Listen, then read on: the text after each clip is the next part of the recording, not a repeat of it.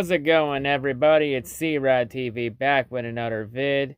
So, of course, the draft is officially over, and really, we're back into the offseason with really about to be quiet time for the next little bit until all the camps and OTA start up for every team.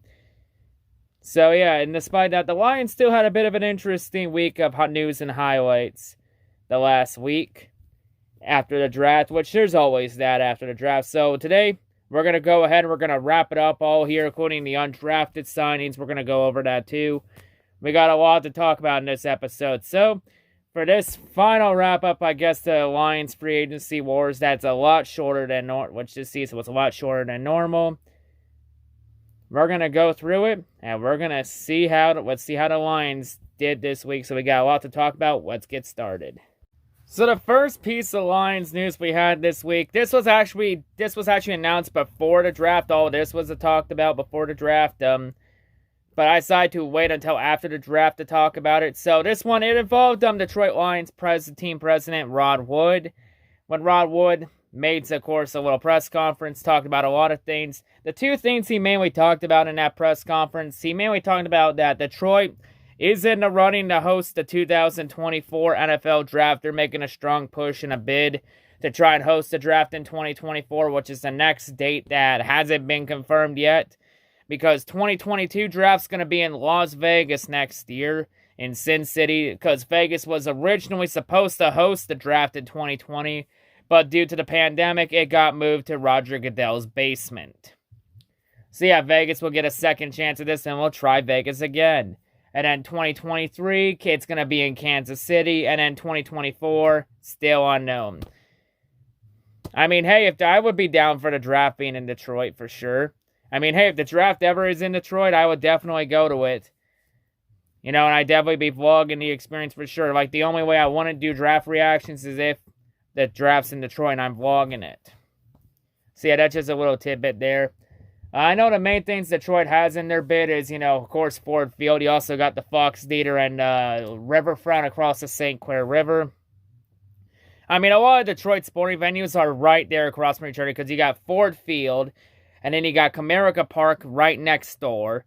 And then across the interstate, you have Little Caesars Arena just across the other side of the interstate from Ford Field to Comerica Park. Like, all the Detroit teams are like literally right there with each other. If I have to imagine where the draft would be hosted in Detroit, I would have to imagine saying probably around Ford Field or in Ford Field.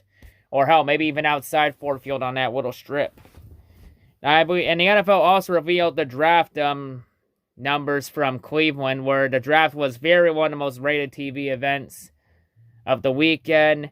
And it also had almost around anywhere from 150 to 160,000 fans in attendance for all 3 days, which is the largest sports gathering in the U.S. since the pandemic started. So, hey, that's always a good sign. Starting to see things go back to normal, kind of. Slowly but steadily. So, yeah, you like to see that.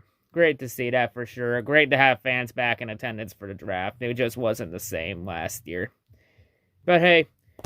And also, Rod Wood talked about maybe the Lions changing the jerseys again. I don't know why we would need to change the jerseys again. Like, didn't the Lions just literally change the jerseys a few years ago?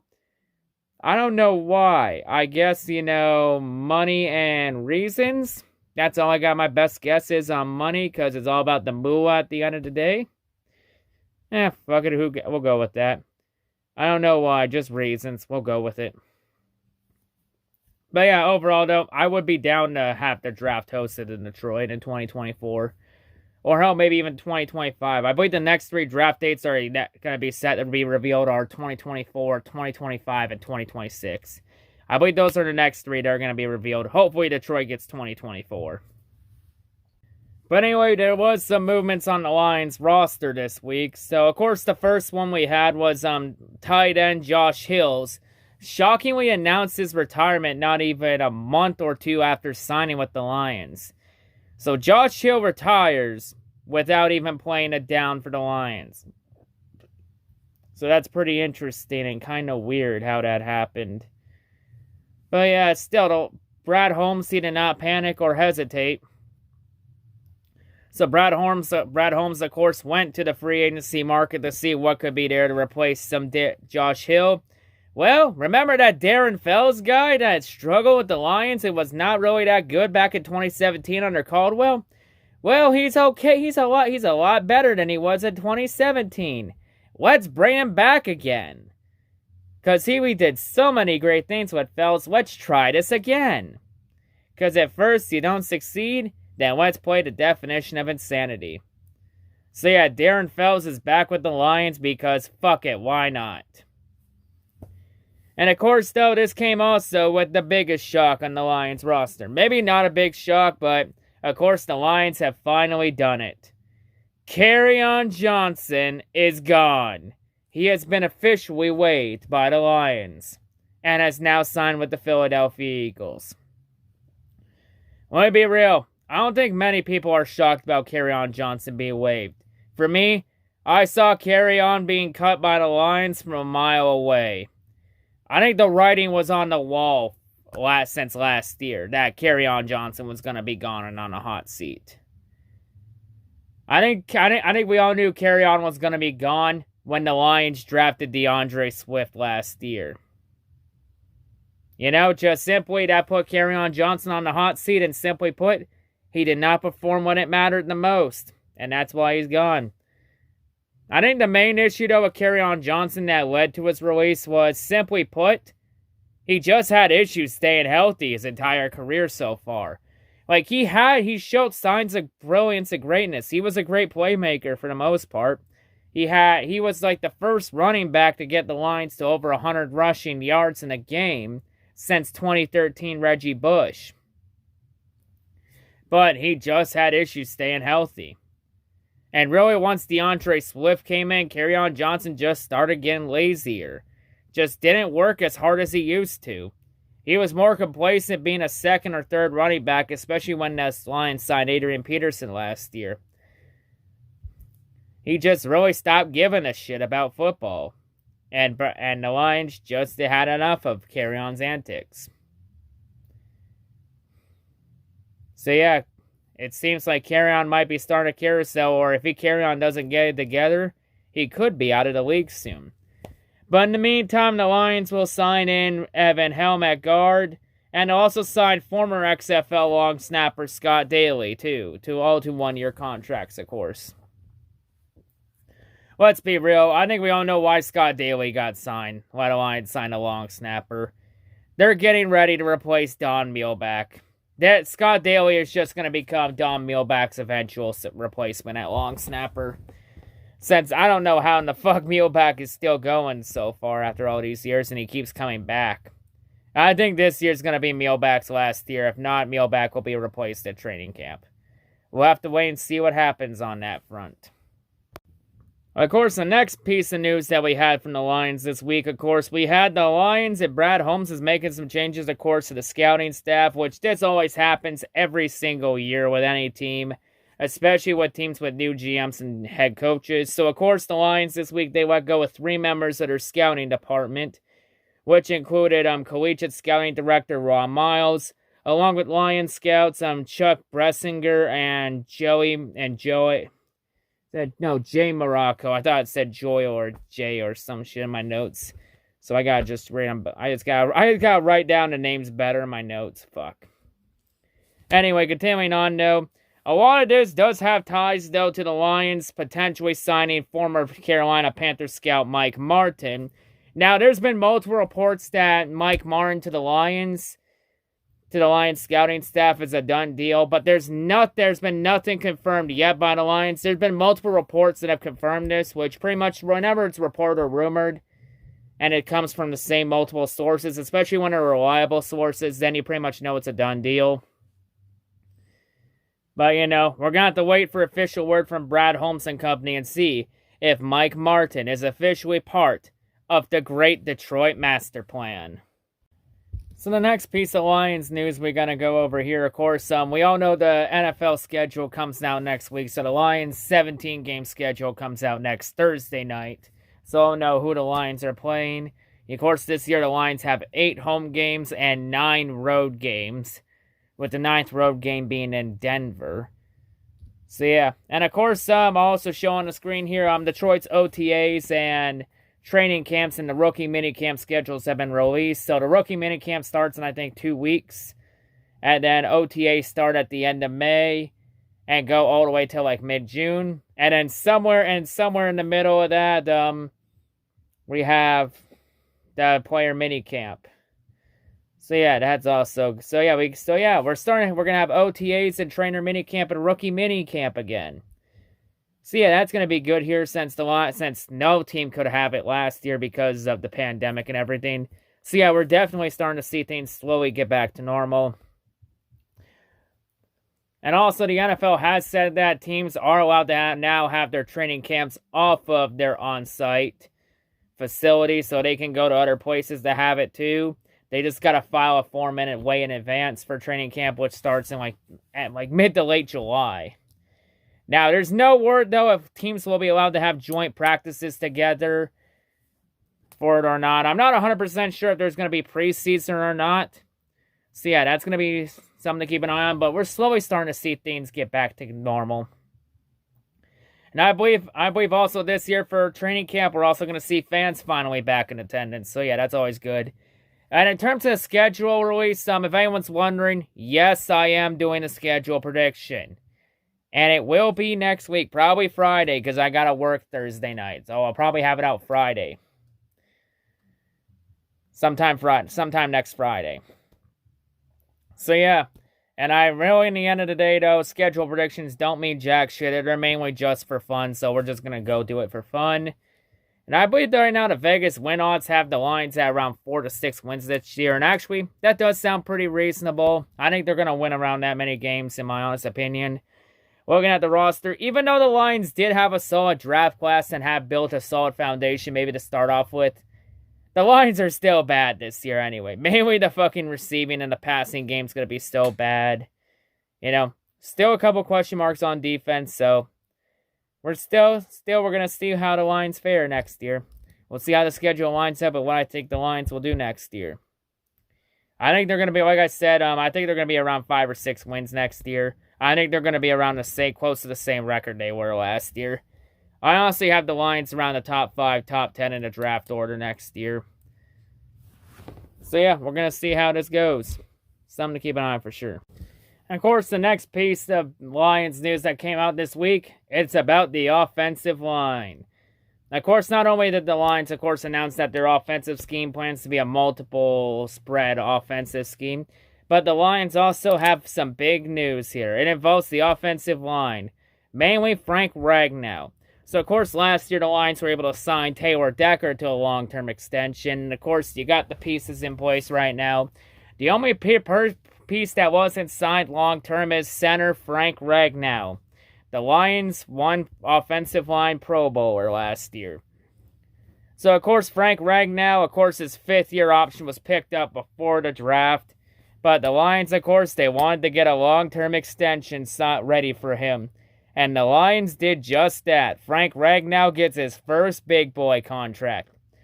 A 4-year extension worth $54 million at a cap hit of $13.5 million a year, with $42 million of it guaranteed. I'm not going to complain, and that cap hit also makes Frank Ragnow the highest paid center in the game. I'm actually not going to complain about that. I think that sounds pretty reasonable. I honestly feel like he could have maybe gone a little more, but I think 13.5 is pretty reasonable. I mean, you look at Frank Ragnow, he deserves it. He's played outstanding. He was like the second highest graded NFL center last season on PFF. He allowed no sacks last year. He's played really solid his entire career. He deserves it for sure. So yeah, Frank Ragnow gets a much-needed extension. He finally got paid. So yeah, that's good to see. And of course, the contract keeps Ragnow with the Lions till 2026. And I believe this extension doesn't go into effect for at least another year or two, since Ragnow still has like another year or so on his rookie contract. So yeah, we don't have to worry about that for a couple years. But yeah, Frank Ragnow, he's locked up. So the entire Lions offensive line is locked up for the long term. So that solid piece, so that offensive line, that foundation has been laid out, and it's all locked up and secured for now. And I think the Lions do have the potential to maybe have a top offensive line in a couple years, especially with the addition of Penei Sewell. And I think DeAndre Swift, with that now, that offensive line, Swift's now due for a breakout year for sure. As long as he can stay healthy and he keeps playing at a level and just keep feeding Swift that ball, I think Swift's due for his breakout year. So yeah, good to see that.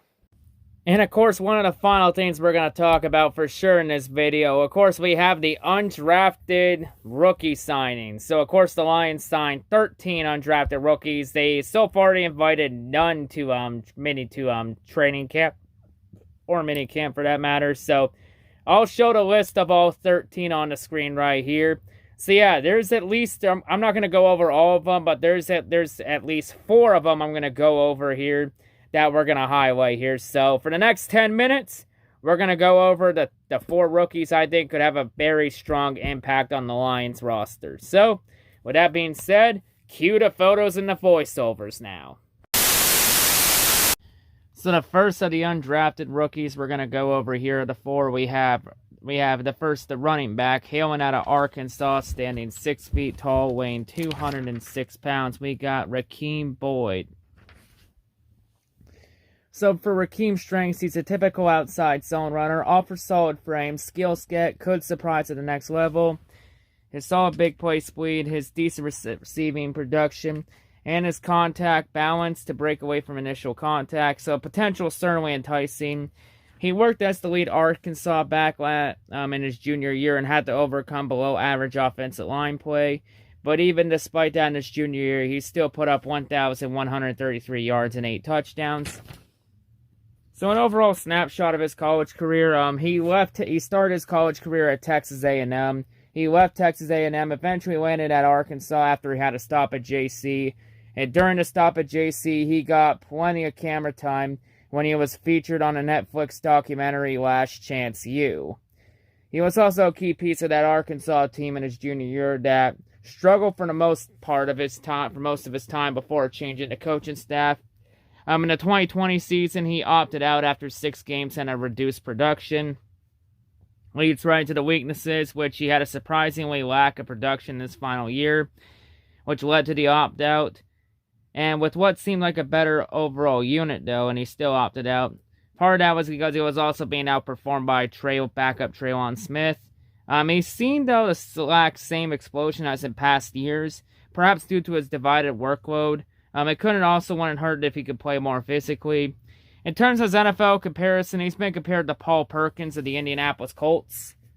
So, definitely has some potential, though. He looks like he lost a step or two, but maybe he could try and find that step, too, and if maybe he can hit that next gear. Maybe someone to keep an eye on at training camp and could surprise and make the roster. So the next undrafted player we're going to go over here, hailing out of Wake Forest, standing 6'2", weighing 220 pounds, we got wide receiver Sage Surratt. So for Sage's strengths, he's a big yet nimble target, does his best work in the catch and run situations. Fluid athlete, has most suddenness than you expect for a receiver his size. He's consistently a load to bring down, has the size to slip behind the defense on occasion. He uses his big frame to wall off defensive backs with the strong hands and large catch radius you'd look for in a bigger receiver. Has an innate sense of timing when high pointing the ball. He's off the chart and is off the charts competitiveness. He also has the ability to bully defensive backs as a blocker too. An overall snapshot of his college career. As a high schooler, he was the state of North Carolina player of the year in both football and basketball. But when he transitioned to college at Wake Forest, he chose to stick with football. He redshirted his first year in college and then stepped into a starting role his second year on campus.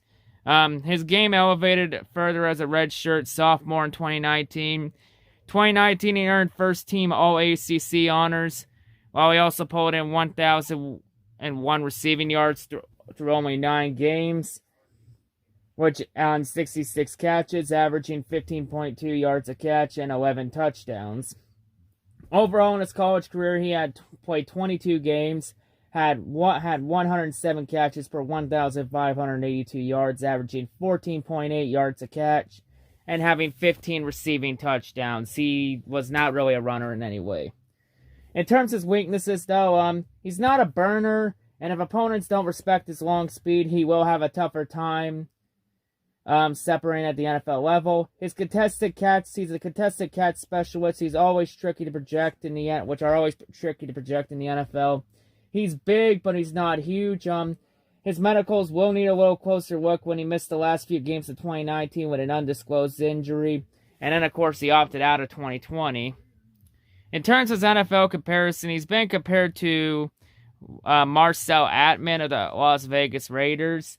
Overall for him, he's a power forward, still has some rough edges, but his size, ball skills, and above all else, his competitiveness, it'll make him a high ceiling prospect for sure.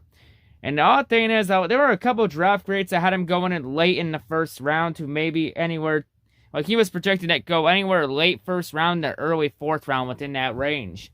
I think this was an absolute steal signing, a potential first rounder going undrafted. But I think the main reason he went undrafted is because his medical history.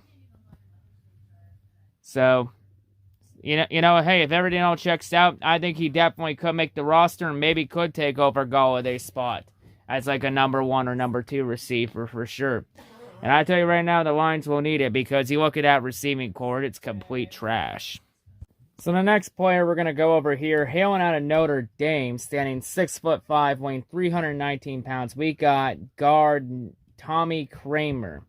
So for Tommy's strengths, he's a massive human being, with his weight evenly distributed throughout his frame. Classic stonewall at guard, uses natural grit and power, as well as functional quickness and a strong technique to pave rushing lanes. He can fire off the snap in the run game, can create immediate push. He keeps his legs driving through contact. He looks for work. His width and his core strength also make him quite effective in pass protection, where he can show the lateral agility, the timing, and the poise expected of a 4-year starter from a pro-style offense in Notre Dame, which makes him one of the most ready-made interior blockers from this class, at least for some offensive schemes. In terms of his college career, he signed with Notre Dame as a consensus 4-star recruit. He's one of the elite offensive line prospects in the country. He was the first offensive lineman from the football-loving state of Ohio to be named Gatorade Player of the Year since 2006. He redshirted his first year on campus, but he started 39 of the 43 games he appeared for Notre Dame. He missed the second half of 2019 when he sustained a season-ending knee injury in Week 7, as well as he missed one game in 2020 due to a appendectomy. During that time, though, he was honored with the Joe Moore Award as the nation's top blocking unit in 2017. And Tommy Kramer also received the AFCA Second Team All-American Award in 2019, and he also got First Team All-ACC acknowledgement from coaches in 2020. In terms of his weaknesses, though, other than those couple injuries, though, he has athletic limitations, which will show up against speedy defenders. He struggled to recover if he was being initially. He lacks elite foot quickness and the arm length. He also lumbers off the ball when asked to pull out. He's inconsistent hitting the moving targets at the second level. He started the first 12 games of his career at right tackle, but he lacks a balance of fluidity. Then the his kick set to remain outside against NFL speed. He fits in best at right guard in a power-based scheme. So he can play right tackle, but he's a lot better at right guard. In terms of his NFL comparison, he's been compared to DJ Fluker of the Baltimore Ravens. So big fella, but he's still a very good offensive lineman prospect for sure. Helped a really good Notre Dame offensive line for sure. Couple injury history, but nothing too major though. It seems like he was able to recover pretty nicely. Maybe he could end up being a starting right guard in the future. Especially if Big V struggles at right guard. Someone definitely keep an eye on at training camp if he makes the roster or not. And the final undrafted rookie signing we're going to go over here, we have hailing out of Kentucky, standing 6'1", weighing 305 pounds. We got center Drake Jackson. So for Drake Jackson, he's your prototype quickness center, so he's very quick off the snap. Well, he has a great, incredible initial quickness, allows him to consistently beat bigger and stronger opponents. In terms of strengths, though, 4-year starter at Kentucky. He's a cerebral and steady presence at center. Shows decent athleticism, including the quick hands to get into bigger defensive tackles early in the down. Coordinated mover with enough step and snap quickness to get out and seal on reach blocks. He's a battler, often fought bigger SEC opponents to stalemates. He's capable of making calls and setting protection at the line of scrimmage. He was exceptionally durable at the college. He made 44 consecutive starts for Kentucky. In terms of his weaknesses, though, he doesn't have great length or functional strength. He lacks the ability to generate push at the line of scrimmage. He's likely limited to center only in the NFL, so not much versatility. So he could be like a backup for Ragnow for now. Has decent but not the elite athleticism to make up for it. He does have a tough time maintaining blocks the further he has to move out into space. He's not adept at landing blocks on quickness. Or on quicker defenders at the second level of the defense. For his NFL comparison, he's had a couple comparisons to Corey Linsley of the Green Bay Packers. Overall, though, he's a solid pivot at the college level. He possesses an overall athletic profile, could suggest a likely backup, but one whose football character and intangibles could land him a starting role sometime down the line, if everything lines up. So for him, no, I could mainly see him being maybe a backup to Frank Ragnow at center. And, he could end up starting because Ragnow, he did have some throat injuries, though, that he did play through. But you never know what could happen. Interesting to see if he can make the roster and maybe be a backup to Frank Ragnow for now. Will be interesting for sure. Well, now with all that out of the way, I think that's enough. I think that's enough news to wrap up the offseason for sure. I think we've done a really good job. I think we covered everything this week that we needed to cover. Everything here. So the next time we're going to next time I'm going to talk anything Lions will be next week with the schedule prediction. And of course, I'll try and do a couple Lions videos here and there in between, But really, in terms of Lions content, it's going to relax pretty quietly, I'll probably have some videos, though, to wrap up the Red Wings season. And, of course, the Pistons season wraps up next week. And, of course, we got the Tigers right now. I'm going to try and get back into Tigers monthly. Try and bring that series back. No, I was going to do it for April. But, the draft and everything just got me too caught up. And I just fell too far behind. But I'll definitely be doing it for sure. Of course, next time I do anything, draft reactions or anything like that, it's probably going to be the MLB draft if they televise it. If MLB Smart televise it. It worked well for them last year, so do it again. But oddly enough, in this offseason, though, we've had no drama in this offseason. None at all. Interesting. We get a new head coach and GM and a culture change and no drama. I can get used to this. None in the North yet. There's nothing that's going to change this, right? Oh, fuck. God damn it. Just when we're about to have a drama-free offseason, now this. And honestly, I'm surprised it took a lot longer for this to happen. This honestly took longer than I expected. So this offseason could end up changing the NFC North for the better because we have drama in Green Bay land. And it's everyone's favorite quarterback, Aaron Rodgers. The man that's made my life a living hell for the last 10 plus years. So, of course, we all know the drama here. It's very clear. Aaron Rodgers is massively pissed. He's targeting the Packers front office because he has been sick and tired of carrying this team for years with no help. So, Aaron Rodgers, he's made his demands very clear. He wants out of Green Bay. He perseveringly wants a trade. He has demanded a trade. So now within one offseason, the top two quarterbacks in the North could be gone. Stafford's already gone, and now potentially Rodgers could be gone. And Aaron Rodgers did say he wants to be on a team preferably on the West Coast. I believe the three teams he prefers to be traded to are the Giants, the Broncos, and the Raiders. Interesting choices. Problem is, the Packers front office does not want to trade Rodgers. They're doing everything they can to keep him. And Rodgers is even threatened to go to retirement land. If Rodgers does not get his wish and nothing changes in the front office, he'll retire. So he'll pull up Brett Favre. He'll probably pull up Brett Favre. He'll probably retire for a year or two, then come back on a different team. That might be what happens if he pulls a Favre. Packer fans might have to buckle up. This could be the Rodgers saga all over again. And it gets even better. Rodgers even says that the only way he's ever going back to the Packers is if GM Brian Gutekunst is officially fired. And of course, the rift, obviously started last year, when the Packers traded up to draft Jordan Love. Yeah, when they traded Jordan Love without telling Aaron Rodgers about it. So this is about to get interesting. The drama is about to begin here.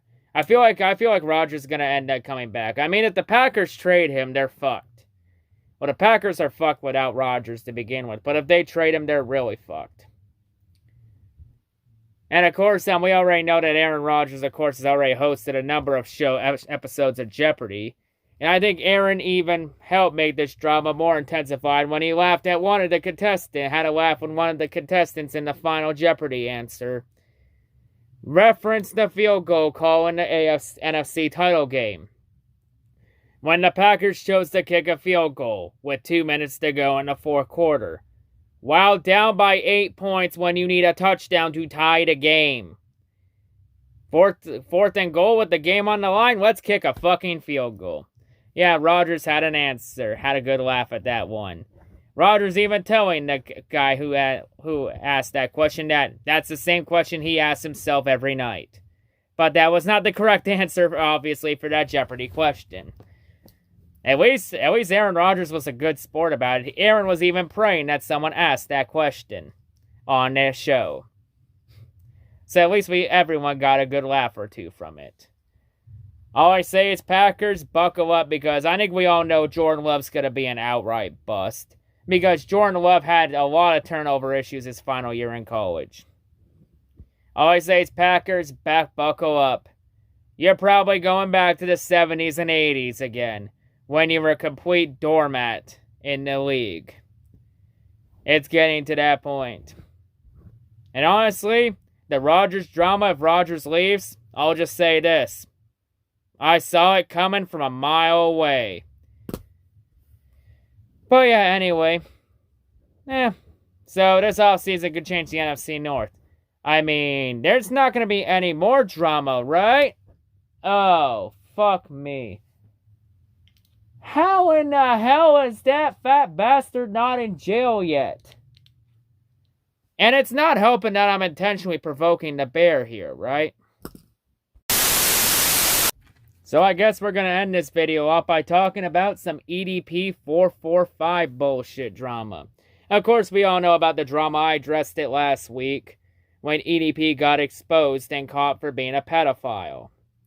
And of course, EDP is still free. Mainly because Chet Goldstein fucked up the entire investigation by choosing to be greedy instead of doing the right thing. And of course, since that video came out, the one thing I said would most likely happen, happened. EDP was officially terminated off YouTube. His entire channel of 2 million subscribers were Thanos snapped right out of existence by YouTube. And also add on top, Chet Goldstein, who was exposed to be a massive racist, his channel was also Thanos snapped out of existence. And also to add on top, EDP was also Thanos snapped off of Cameo and Instagram. He was taken down on both sites, so now EDP loses his Cameo stuff there.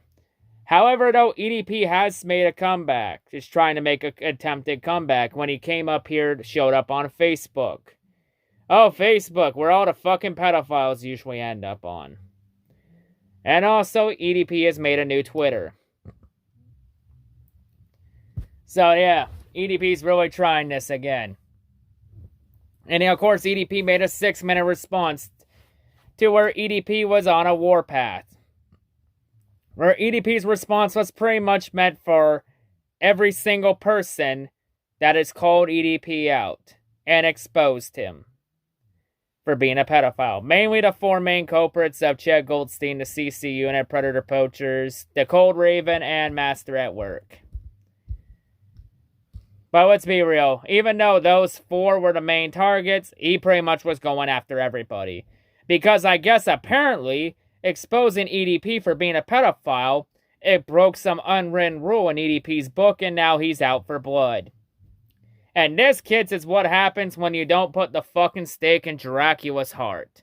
He ends up coming back for vengeance. Well, part of that was because of Chet Goldstein. It's his own fault that this shit happened. And honestly now, the one thing I've seen so far is that we've now having a bit of a civil war in the debate about who's worse, EDP or Chet Goldstein. Well, what's worse, a racist or a pedophile? You want to know what the real answer is to that question? Both are worst. Both Chet Goldstein and EDP are equally bad. Let's be real, Chet Goldstein's a piece of shit, that's no lie. But just because Chet Goldstein is a piece of shit of a human being, that does not excuse EDP 445 for his actions and for being a pedophile. Honestly, both of them are terrible human beings. Both of them deserve to have their channels removed and taken from them. And both of them need to be banished straight to hell. Simple as that. And yeah, and I did watch the EDP video. I fucking laughed at EDP trying this fucking fake tough guy act again. When we all know EDP ain't a tough guy. We all saw EDP crying and begging for mercy to Goldstein in the CC unit like a complete bitch. Everyone now knows EDP is a fake bitch. That's no lie. So yeah, I will talk more about EDP, but you know what? I think we're gonna save that for a separate video, cause we're gonna react to that 6-minute video in its entirety. And we're gonna rip it apart piece by piece, slowly and methodically, the way I like it. And I'm about to show EDP that him trying to come back on social media is gonna be it's gonna be the next biggest mistake he ever made. And let me be real about this. I've never been big on cancel culture. Honestly, I think cancel culture is fucking stupid and dumb, and it's fucking cancerous and toxic, and cancel culture honestly needs to fuck off. But this is one of those situations where EDP needs to be canceled. Like, we need to because honestly, the only exception I have for cancel culture are for pedophiles, rapists, and murderers. That's about it. And terrorists. I mean, pedophiles, rapists, and terrorists. That's about it. That's the only inch I ever give cancel culture. And then those dipshits take a mile. So yeah. And since really I got nothing really to talk about other than baseball and NASCAR content from here on out, and EDP's even trying to start a website, I bet any amount of money that website doesn't even last 1 hour because no one's going to want to sponsor a pedophile. So yeah, EDP, he has my curiosity, and now he has my full attention. Now entertain me, boy. So yeah, I think we're going to save this for next week where we're going to rip EDP apart methodically. And EDP honestly needs a reality check. Because at this point, EDP literally thinks he's too big to fail. Like, he has gone beyond delusional. Like, he literally thinks he's too big to fail and that he cannot be stopped or canceled. And he's even trying to fucking call this thing his whole EDP movement. Honestly, nobody's going to want to join that movement because he's lost over 95% of his fan base. But anything I have to say about him right now, I'll leave that for the next video. So yeah, that's going to wrap it up here. It's now time to go after a pedophile. Time to do some community service and do the good Lord from above's work for him. Time to take out a pedophile. Well, that's going to wrap it up here. If anyone's wondering, I'm actually one of 3 Lions fans that have actually responded to EDP. And EDP knows who the hell I am. He put me in his haters club 2-3 years ago. So he knows exactly who the hell I am. Like, the other 2 Lions fans that made videos about EDP a couple weeks ago when he got exposed for being a pedo were Man Beast Morris and Mondo Ray Moore. Shout out to both of them. So now, it's obvious that when we exposed EDP, we did not do a good job of it because he's still here. In different places. Time to finish the job once and for all. And this time, we're not going to make the same mistakes Chet Goldstein made. We'll do it right this time. And actually, the ironic thing is that EDP's response video is actually a violation of his lawyer's contract. Because EDP does have a lawyer for this case, so he's ready on that part. The thing was, according to his lawyer, EDP was supposed to lay low and not make any videos or respond to anybody. And EDP just ignored orders. And now he's about to learn he just made a mistake. So yeah. Anyway, that's all I gotta say. Hail to Outsiders and hail to Great Detroit Masterplan. NASCAR heavyweight champ out. And I'm coming for you, EDP. You're mine now for the next few months. About to make you my bitch.